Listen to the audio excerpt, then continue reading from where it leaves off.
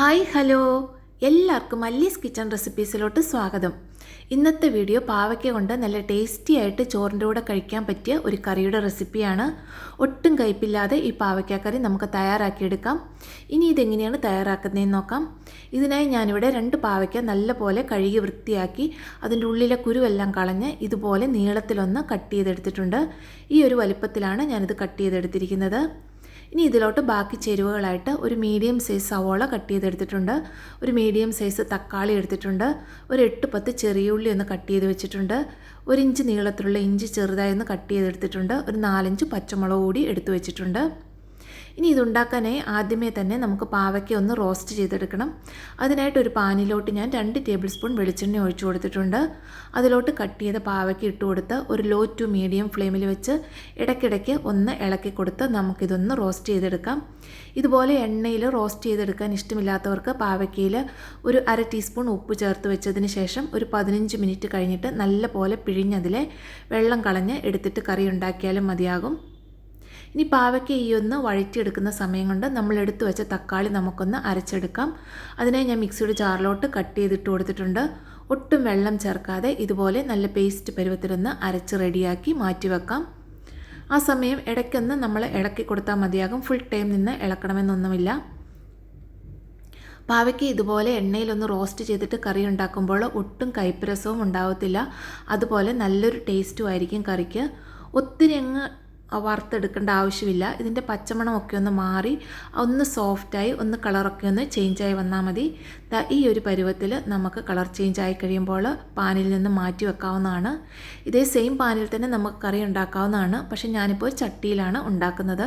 അതിനെ ചട്ടിയിലോട്ട് 2 table spoon എണ്ണ ഒഴിച്ചു കൊടുത്തിട്ട് ഒരു 1/2 ടീസ്പൂൺ കടുക്, 1/4 ടീസ്പൂൺ ഉലുവായും ഒരു 1/4 ടീസ്പൂൺ ചെറിയ ജീരകം ചേർത്ത് കൊടുക്കുന്നുണ്ട്. 3 ഒന്ന് പൊട്ടി വരട്ടെ. കടുകും ജീരകമൊക്കെ ഒന്ന് പൊട്ടി വരുമ്പോൾ നമ്മൾ എടുത്തു വെച്ചിരിക്കുന്ന ചെറിയ ഉള്ളി ചേർത്ത് കൊടുക്കാം. മുഴുവനായും ചെറിയ ഉള്ളി ചേർത്ത് കൊടുക്കാൻ പറ്റുകയാണെങ്കിൽ അത്രയും നല്ലതാണ്. ഞാനിപ്പം കുറച്ച് ചെറിയ ഉള്ളിയും കുറച്ച് സവോളയുമായിട്ടാണ് ചേർത്ത് കൊടുക്കുന്നത്. സവോളയും കുറച്ചൊന്ന് ചെറുതായിട്ട് ചോപ്പ് ചെയ്തെടുത്തിട്ടുണ്ട്. 2-3 പച്ചമുളകും 1 ഇഞ്ച് നീളത്തിലുള്ള ഇഞ്ചി ചെറുതായി അരിഞ്ഞുമാണ്. ഞാനിതിൽ വെളുത്തുള്ളി ചേർത്തിട്ടില്ല. ഇനി ഇതെല്ലാം കൂടി നല്ലപോലെ ഒന്ന് വഴറ്റിയെടുക്കാം. സവോളയുടെയും ഇഞ്ചിയുടെയൊക്കെ ഒന്ന് പച്ചമണം മാറുന്നിടം വരെ ഒന്ന് സോഫ്റ്റായി വരുന്നിടം വരെ വഴറ്റിയെടുത്താൽ മതി.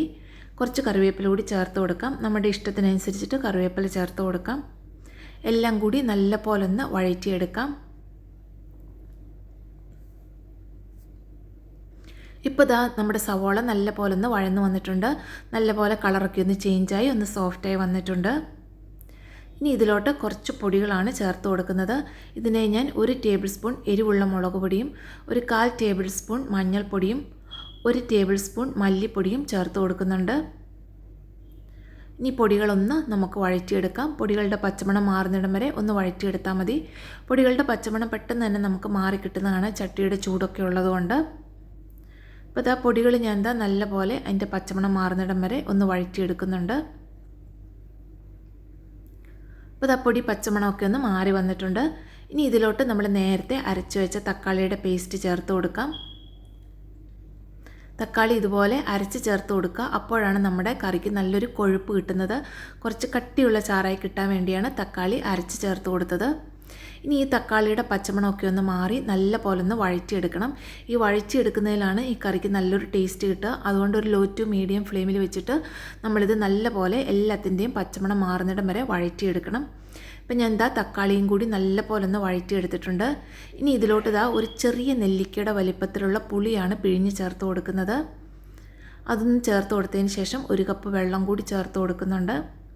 ഇനി ഇതെല്ലാം കൂടി നല്ല പോലെ ഒന്ന് മിക്സാക്കിയെടുക്കാം. അപ്പം ഞാൻ നല്ല പോലെ ആ വെള്ളവും പുളിവെള്ളവും എല്ലാം കൂടി ചേർത്തിട്ട് ഒന്ന് മിക്സാക്കി എടുക്കുന്നുണ്ട്.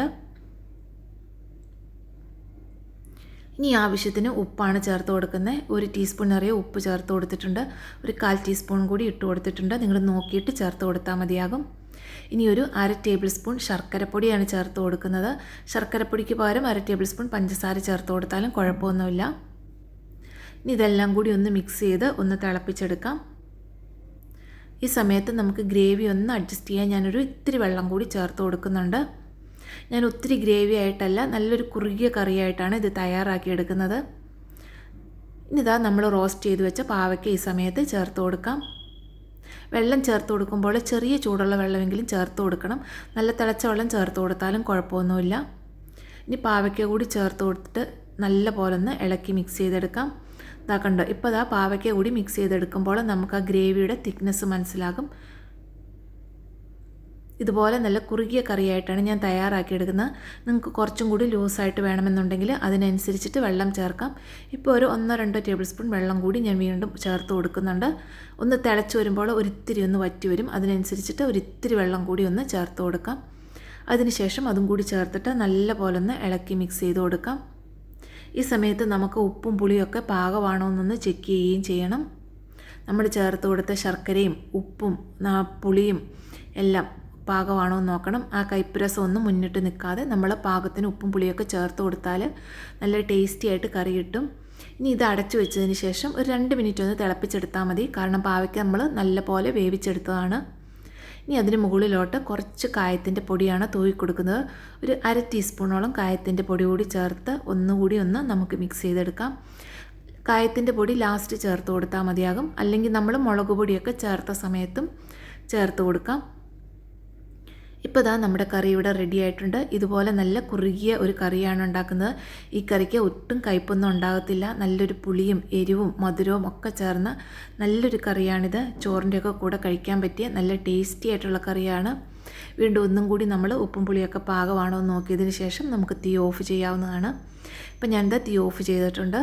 ഇനി ഒരു 10 മിനിറ്റ് ഒരു കറിവേപ്പിലയൊക്കെ ഒന്ന് വെച്ച് ഒന്ന് അടച്ചു വെച്ചതിന് ശേഷം നമുക്ക് ചോറിൻ്റെ കൂടെ കഴിക്കാം. എല്ലാവരും ട്രൈ ചെയ്ത് നോക്കുക. വീഡിയോ ഇഷ്ടമായെങ്കിൽ ചാനൽ സബ്സ്ക്രൈബ് ചെയ്യുക, ലൈക്കും കമൻറ്റും ചെയ്യുക. താങ്ക്